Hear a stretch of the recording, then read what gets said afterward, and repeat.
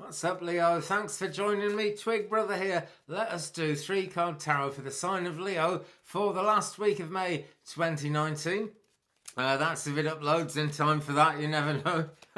My rural connection has been giving me some grief. It really... Oh, we got a significator. Okay. My rural connection has really been giving me some grief lately. So I'm afraid that's why there's not been many uploads. But here we go. We're going now with the sign of Leo. 3 cards for the sign of Leo. Here we go for the last week of May 2019. And we'll go 1, 2, 3. Okay, and now let me just put these over here now. Now let me just begin with the significator card. Now this is the Queen of Wands here, and she's a very sort of multifaceted, almost multi-purpose kind of character. Excuse me, shifting things around there. But, you know, basically she's dreamy, and as complex as she is, she's not all that complex out there in the real world. She is inclined to go inside herself a fair bit, actually. And so this is actually telling us, I think, that we're going to find a lot of the answers to the questions coming up this week for Leo, for the last week of May 2019, are actually quite significant in that way. It's going to be about looking inside yourself to find answers as much as anything. And of course, you know, it's going to involve what happens out there in the real world as well. But there we go, guys. The energy of this is fluid. These readings, these meanings can apply differently to everybody. Depends who you are. Okay. Anyway, the first card of the 3-card spread is a very, very positive one indeed. Just about the best card you could hope to get in terms of manifestation and things improving in life. You can create abundance, you can share abundance, and basically new resources are coming in. The only thing here, and we've had a lot of stuck energy in the previous readings that I've done in this session, sort of for Aries, Taurus, Gemini and Cancer, there's been a stuck energy theme. This really seems to be moving on from that theme, because although there's a very solid border around this, we've got, I mean, there's something right next to it that looks like another coin, but is in fact something very nice to eat. So things are growing already, things are improving, maybe not exactly in the way you thought they would, but basically it's a conveyor belt, you know, as resources come in, don't hoard them for kind of, you know, so you can do a big project sometime with all these resources, get them used. That's what gets things flowing in terms of your best chance of bringing abundance into your life. Okay, Leo, so there we go. Now, the second one we have here is the Knight of Pentacles, but it is reversed. Now, the Knight of Pentacles is a character who values resources, actually, and relationships, and is someone who really deserves respect. So when he's upside down, or in this case, when he's upside down anyway, I'm going to say, you know, treat other people with respect and actually include yourself in that, Leo. Treat yourself with respect. That is really important. To be really successful at anything, you've got to be able to look at yourself in that mirror and decide that you like yourself, okay, on some level, no matter what. Just focus on something good that you know you did. Even if other people didn't appreciate it, something good that you know you did, Leo. Okay, focus on that. I know that you've got a great deal of good in you. So value those resources that we were talking about coming in with the Ace of Pentacles here. Don't hoard them, but do value them. That's what really matters. And respect is a big theme when we get the Knight of Pentacles in any position. And he's here there upside down, so that's a reminder to treat yourself and others with respect. And I really feel, I'm really encouraged to tell you that it's yourselves that are most worth treating with respect. Now, I'll give all kinds of disclaimers, and I can't guarantee this and I can't help that. But I'm going to say that is true for absolutely every human being. It is really important to give yourself respect. There just isn't a question of that. That card bringing it up makes me think, you know, it's all in the reading and everything, and I'm sure it is. But, you know, that is a true thing for anybody. You know, really, really value yourself. Anyway, excuse me. The third of this spread of 3 cards for Leo for the last week of the month of May 2019 is this one. It is the Ace of Cups. There we go. And when the Ace of Cups comes up, we're looking at kind of forgiveness, peace, love, that kind of thing. The divine side of things in terms of manifestation. And it's worth remembering that we are all one, that priestess type energy thing, that we are all one, and that we are actually divine beings, and the divine light is actually part of us. And the Queen of Cups as the significator card really plays into this in a big way, as you would expect her to, because she is a very inward looking character. She is very focused on cosmic things, but she is, excuse me, she's also very wise and shrewd, and has gathered up a lot of wisdom in her time. And that's what makes her the Queen, really. So, you know, you just kind of,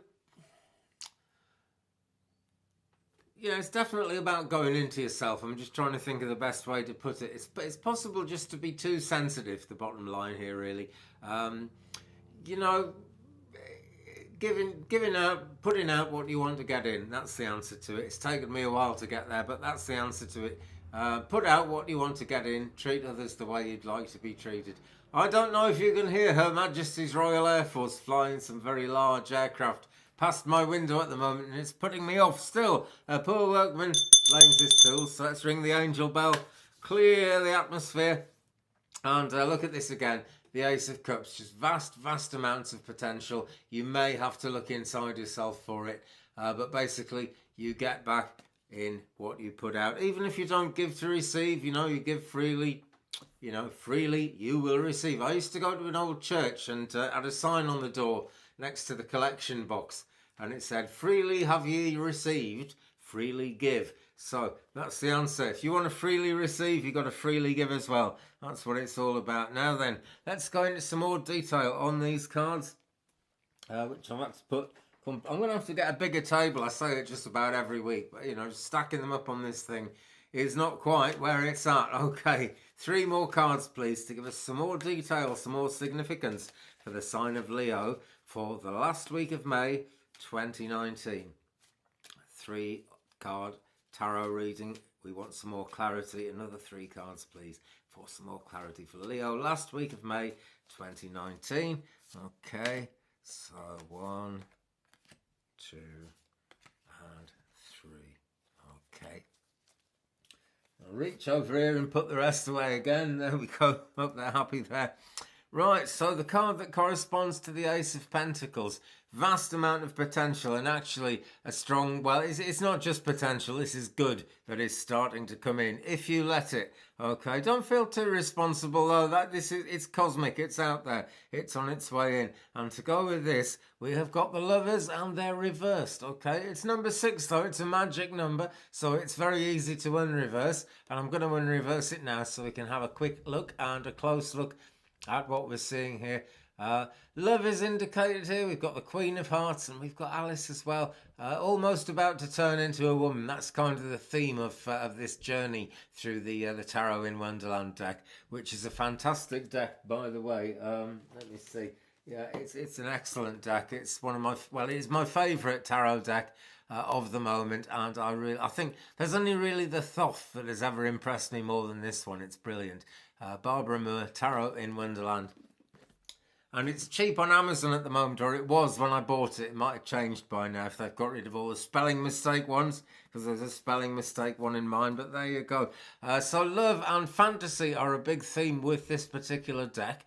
No doubt you're drawn to this for a reason. Fluid energy, guys, it addresses itself to everyone differently. No guarantees of anything coming from me here, but think on this and you will get some enlightenment, I'm sure of that. Okay, love is upside down, and this brings the question, is your love ego-driven, Part of this abundance thing with the Ace of Pentacles is sharing. It's not just your willingness to share, it's other people's willingness to share with you. How do you feel about that? Are you at ease with that? Are you uneasy with it? Where's that one going for you? That's the question, Leo.